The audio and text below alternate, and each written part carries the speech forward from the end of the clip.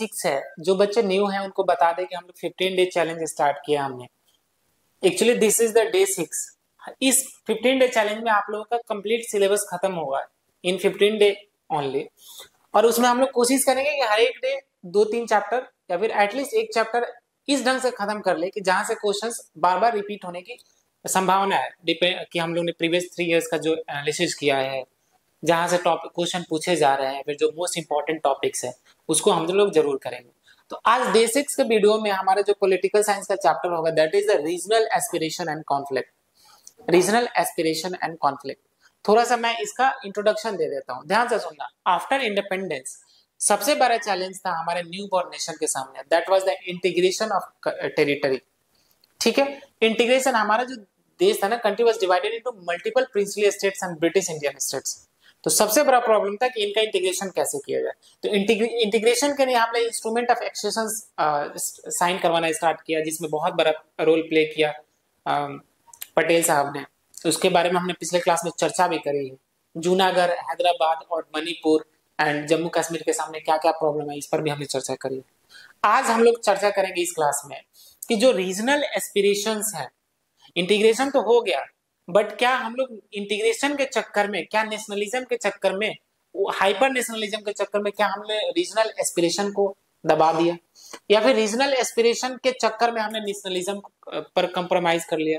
तो इस चैप्टर में इससे रिलेटेड बातें करेंगे। ठीक है, सी हमारे कंट्री के में जो डाइवर्सिटी है, बहुत ही ज्यादा डाइवर्सिटी है। मतलब अगर मैं लैंग्वेज की बात करूं तो, कल्चर की बात करूं तो, रिलीजन की बात करूं तो, एथनिसिटी की बात करूं तो, रेस की बात करूं तो, हर एक पैरामीटर पे there is much variation, there is much diversity in Indian society. तो दिस इज अ प्रॉब्लम कि हर एक डाइवर्सिटी को एकोमोडेट कैसे किया जाए, उनका जो अपना एस्पिरेशन है, जो उनकी इच्छा है, उसको पूरा कैसे किया जाए। Because our ultimate target is welfare of the people. People are ultimate reality of any country. अगर हम लोग उनके एस्पिरेशन और अगर उनके जो नीड है, सेटिस्फेक्शन है, उनको ही पूरा न कर पाए, तो what is the importance to be a democratic country. So this is a challenge. Again, in post-independence India, we started the practice of democracy, and in fact, we adopted federal structure so that we can accommodate as much diversity as possible. Federal structure इसलिए आपने अपनाया कि ताकि जो हमारे regional states हैं, जो हमारे फेडरेटिंग यूनिट्स हैं, उनको भी ऑटोनॉमी दिया जाए, ताकि ज्यादा से ज्यादा लोगों का जो रीजनल या लोकल एस्पिरेशन है उसको पूरा किया जाए। ठीक है, regional aspiration versus national integration, ये हमेशा से एक हॉट डिबेट रहा है in terms of development, in terms of politics. ठीक है, तो एस्पिरेशन, रीजनल एस्पिरेशन किस किस चीजों में मैनिफेस्ट होता है? इन मैनिफेस्टेशन इन ऑटोनॉमी, कि ज्यादा से ज्यादा पावर दिया जाए रीजनल लेवल पे, ज्यादा से ज्यादा ऑटोनॉमी दिया जाए। ठीक है, अगेन आता है स्टेटहुड का demand. Most of the federating units चाहते हैं कि मुझे स्टेटहुड मिल जाए। ऐसा क्यों? बिकॉज स्टेट्स के पास ज्यादा से ज्यादा पावर होता है in comparison to union territories and any other type of territories. तो स्टेटहुड का डिमांड भी एक बड़ा मैनिफेस्टेशन होगा रीजनल एस्पिरेशन का। ठीक है, इस पर भी हम लोग बात करेंगे। अगेन डेवलपमेंट के प्रोसेस में इन फेडरेटिंग यूनिट्स का, इन रीजनल एस्पिरेशन का एक अच्छा खासा शेयर होना चाहिए।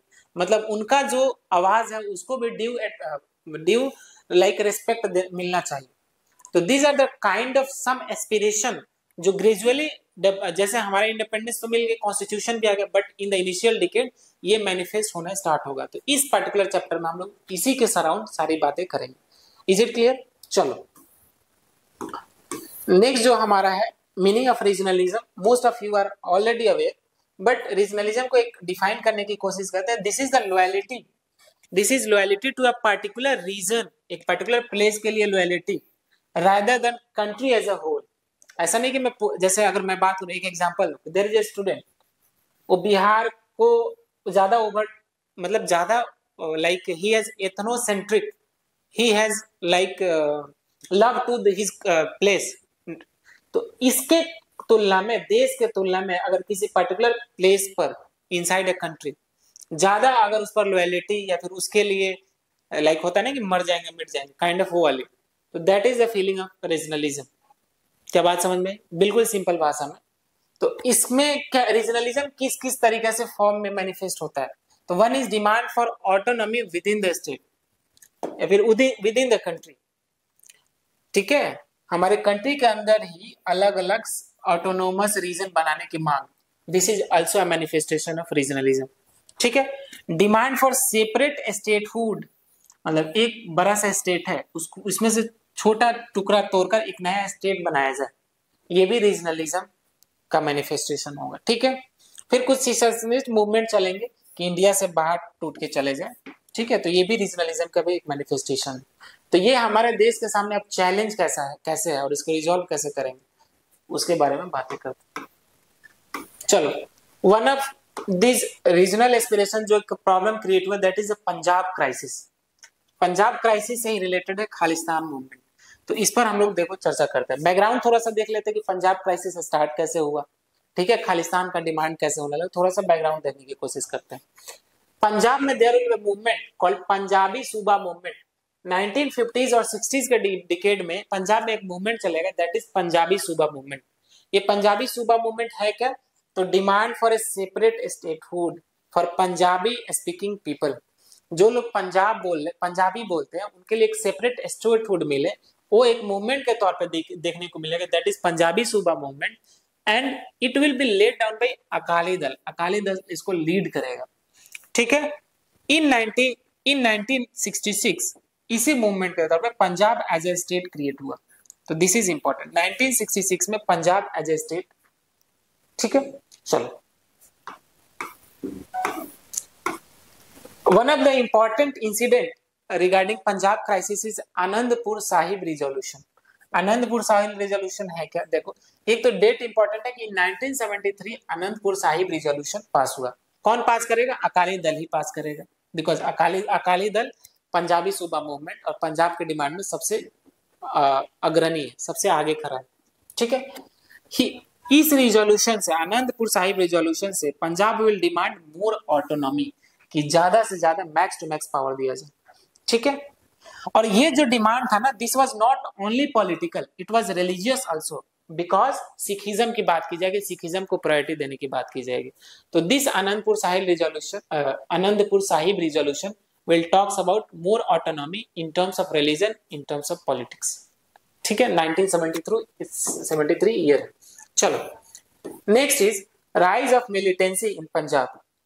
मिलिटेंसी 1970s और 80s के डिकेड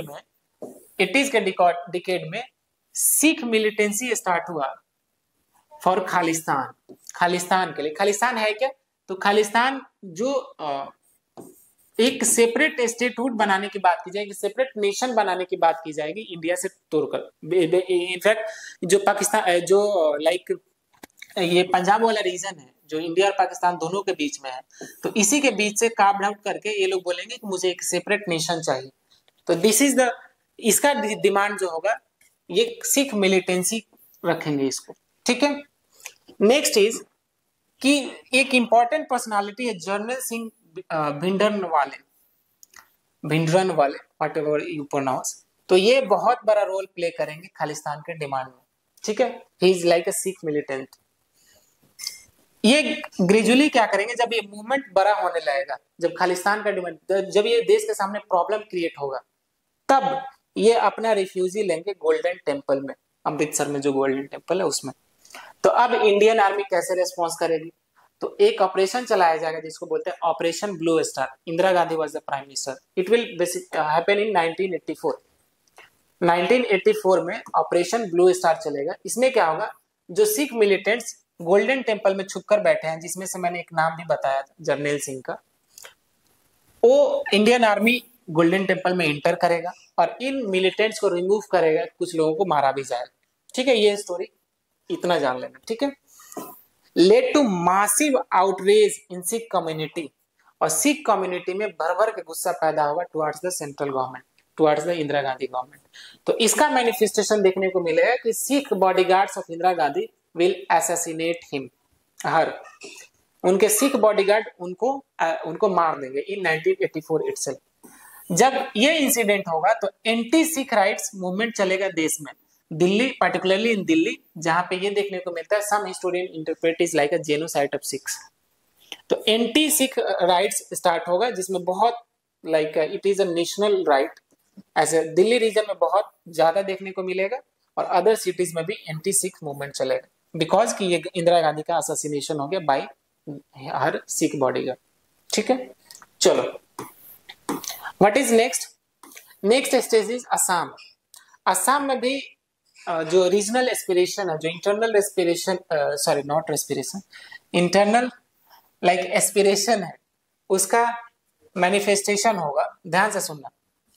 असम में जो प्रॉब्लम क्रिएट होगा, ये क्रिएट होगा बांग्लादेश की वजह से। जो बांग्लादेश के लोग थे इलीगली असम में इंटर करेंगे, तो उसको रोकने के लिए, उससे जो प्रॉब्लम क्रिएट होगा, तो इसके लिए ये मूवमेंट चलेगा। ये जो मूवमेंट लीड करेंगे वो होगा आसू, ऑल असम स्टूडेंट यूनियन। ठीक है, ऑल असम स्टूडेंट यूनियन। तो उसको रिजॉल्व करने के ये लोग डिमांड क्या करेंगे? मूवमेंट डिमांड क्या करेगा? आंसू जो लीड कर रहा है मूवमेंट डिमांड करेगा detection of home illegal migrants, deletion हटाओ, एंड डिपोर्टेशन उनको भेजो यहां से। ठीक है, जो इलीगल माइग्रेंट्स है बांग्लादेश से। तो एक क्वेश्चन पूछा गया था कि आसाम में जो मूवमेंट चल रहा था, जो आंसू द्वारा लीड किया जा रहा था, वो किस बात पर चल रहा था? तो इलीगल माइग्रेंट्स जो बांग्लादेश से आ रहे थे, फॉर दैट रीजन। ठीक है, चलो इस इशू को सॉल्व करने के लिए गवर्नमेंट ऑफ इंडिया एक अकॉर्ड साइन करेगी आंसू के साथ, जिसको बोलते हैं असम अकॉर्ड। और ये कब होगा? ये 1985 में होगा। तो this date is very important. In 1985, repeating once, in 1985 government of India will sign accord with AASU. AASU कौन है? ये मूवमेंट लीड कर रहा है। ठीक है, असम में।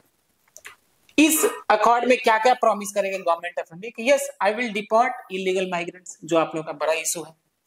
आसामीज कल्चर का प्रोटेक्शन भी करेंगे, एंड साथ साथ जैसे जो मूवमेंट चल रहा है कि आसामीज के तरफ गवर्नमेंट ऑफ इंडिया बहुत ज्यादा ध्यान नहीं दे रही है इन टर्म्स ऑफ डेवलपमेंट, तो yes government of India will promise in Assam accord कि I will equally give you attention in terms of economic development. ठीक है, चलो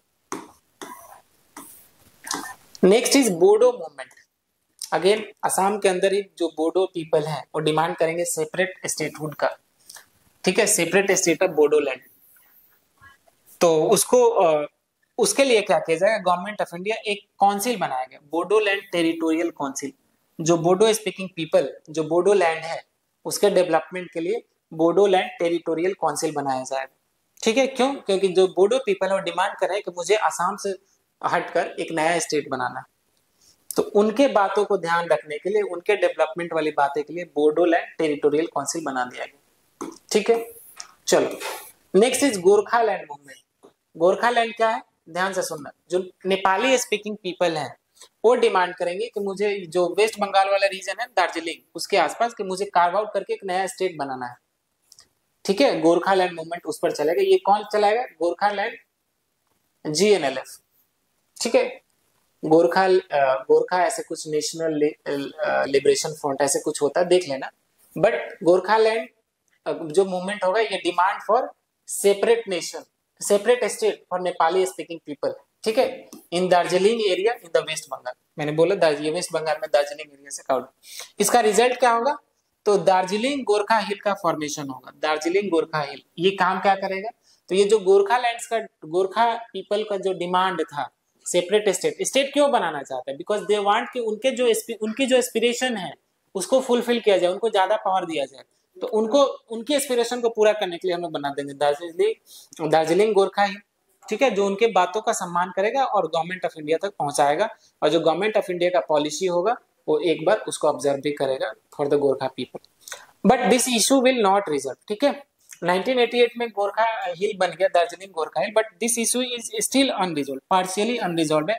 अभी भी there is demand for Gorkhaland. ठीक है, अभी भी बीच बीच में ये राइज होता है ये सारी डिमांड में। चलो नेक्स्ट इज मिजोरम। मिजोरम का जो ये होगा ना, ये लीड किया जाएगा मिजोरम मिजो नेशनल फ्रंट द्वारा। मिजो नेशनल फ्रंट ये इस मूवमेंट को लीड करेगा, और इसको रिजॉल्व करने के लिए हम लोग मिजो पीस अकॉर्ड साइन करेगा गवर्नमेंट ऑफ इंडिया। किसके साथ? मिजो नेशनल फ्रंट के साथ, मिजो पीस अकॉर्ड। ठीक है, मिजो पीस अकॉर्ड साइन किया जाएगा गवर्नमेंट ऑफ इंडिया और एमएनएफ के बीच में, मिजो नेशनल फ्रंट के बीच में, जो मिजोरम का जो लाइक रीजनल एस्पिरेशन उसके वजह से जो मूवमेंट चल रहा था टू रिजॉल्व दैट। ठीक है, चलो next is Jammu and Kashmir. थोड़ा सा इसका बैकग्राउंड देख लेते हैं। 1947 में हमने ये इंडिया में शामिल हुए जम्मू एंड कश्मीर। हमने प्रीवियस क्लास में बात भी किया, हरि सिंह जो हिंदू रूलर थे, मेजॉरिटी पीपल हुए देयर मुस्लिम, सम जो लोग कुछ लोग चाह रहे थे पाकिस्तान के साथ मिलना, but finally Jammu and Kashmir India का पार्ट हुआ। 1947 से 1948 के बीच में वहां पे रीजनल मूवमेंट भी होगा, ठीक है, वॉर भी होगा इंडिया और पाकिस्तान के बीच में, बट फाइनली बट ये जो 1947 में जो इंडिया में इंटीग्रेशन था ना, this was conditional. Why conditional? Conditional वो इसलिए बोल रहे हैं, मैंने वर्ड कंडीशनल इसलिए यूज किया बिकॉज जम्मू एंड कश्मीर सिर्फ इस बात पे ही एग्री होगा कि मैं इंडिया में शामिल हो जाऊंगा, मुझे फुल ऑटोनॉमी चाहिए, मैं अपना कॉन्स्टिट्यूशन खुद बनाऊंगा, मेरा अपना नेशनल फ्लैग खुद का होगा, मतलब मेरा जो जम्मू एंड कश्मीर का फ्लैग एक डिफरेंट होगा इंडिया से। ऐसे ऐसी कंडीशन रखी जाएंगी और बोली जाएगी मैं अपने डिसीजन के लिए सोवरेन हूं, मैं अपने डिसीजन के लिए इंडिपेंडेंट रहूंगा, एक्सेप्ट 4 चीजों के लिए, defence, foreign affairs and communication. Defence रक्षा मंत्रालय के लिए, फॉरेन अफेयर्स विदेश मंत्रालय मतलब विदेश की जो नीतियां होंगी, एंड कम्युनिकेशन। ठीक है, इन 3 चीजों के लिए गवर्नमेंट ऑफ इंडिया इसको देखेगी एंड इसके आगे इसके बाद जो भी चीजें होंगी उसके लिए Jammu and Kashmir will be free, वो डिसीजन ले सकता है गवर्नमेंट ऑफ इंडिया, ऐसा नहीं कि उसमें हस्तक्षेप करेगी।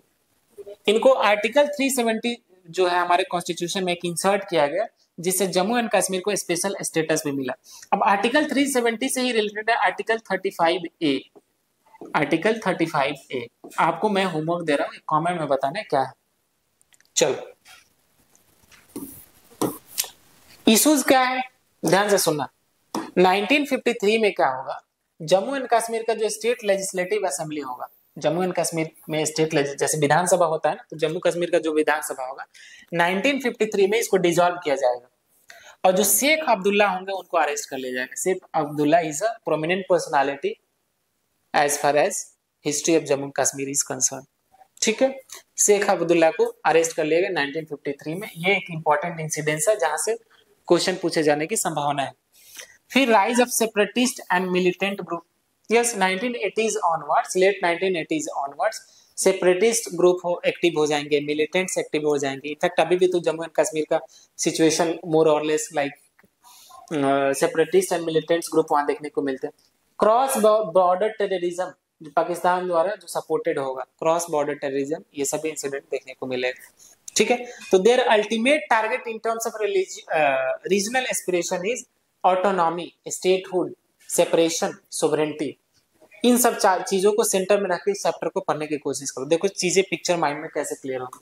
और सीयूईटी का जो एग्जाम है ना, मोर और थोड़ा सा फैक्ट और मोर और चीजें कॉन्सेप्चुअल क्लैरिटी और जो बैकग्राउंड में एक सीमेटिक ये बनना चाहिए, मतलब क्रोनोलॉजी कैसे चल रहा है वो समझना बिल्कुल इंपॉर्टेंट है। ठीक है, चलो जम्मू एंड कश्मीर से रिलेटेड रिसेंट डेवलपमेंट है। भारत सरकार ने, गवर्नमेंट ऑफ इंडिया ने in 2019 government of India has passed a act called Jammu and Kashmir reorganisation act.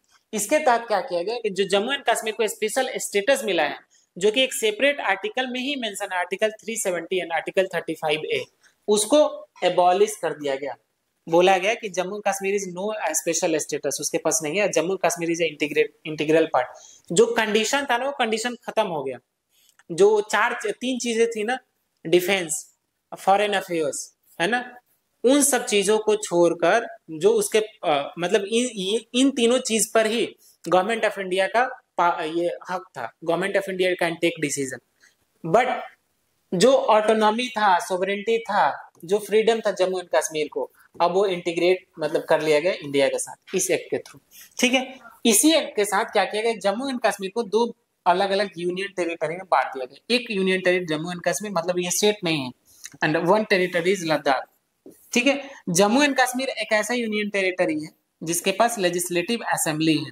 हालांकि ये चंडीगढ़, दिल्ली भी यूनियन टेरिटरी है जिसके पास लेजिस्लेटिव असेंबली है। तो इन दोनों में से किसके पास लेजिस्लेटिव असेंबली, विधानसभा, तो जम्मू एंड कश्मीर के पास। ठीक है, चलो लद्दाख के पास लेजिस्लेटिव असेंबली नहीं।